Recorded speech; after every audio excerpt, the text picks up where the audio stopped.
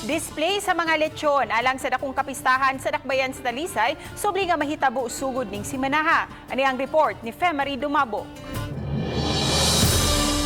Lechon Festival ang usa sa mga highlight matag Oktubre sa Dakbayan sa Talisay, nunod sa kapistahan ni Santa Teresa de Avila sa Barangay Poblasyon. Sugod karong Biyernes, makita na ang display sa mga lechon sa gawas sa simbahan. Apan tungod sa pandemya, igbabaligya og pang take out lang kini aron kalikayan nga magkatapok. Dunaw say ubang mga baligya nga mamahimong mapalit sugod sa alas 3 sa hapon hangtod na sa alas 10 sa gabi. Gidili na to ang pagdawat og mga kanibitaw manindahay nga kung maabot ig pista. O wala tay dawato na kanang gikan sa Karkar, gikan sa mga laing barangay, wala ang atong mga lokal diri nga mga tindahan mura na siya.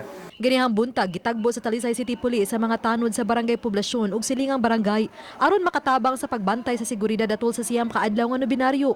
Wag gihapon gitugot ang naandan nga mga kulturanhong kalihukan, kundi mga relihiyosong aspeto lang. Apan 50% lang gihapon ang gitugutang makasud sa simbahan. Opening salvo human sa misa sa 6:30 sa buntag.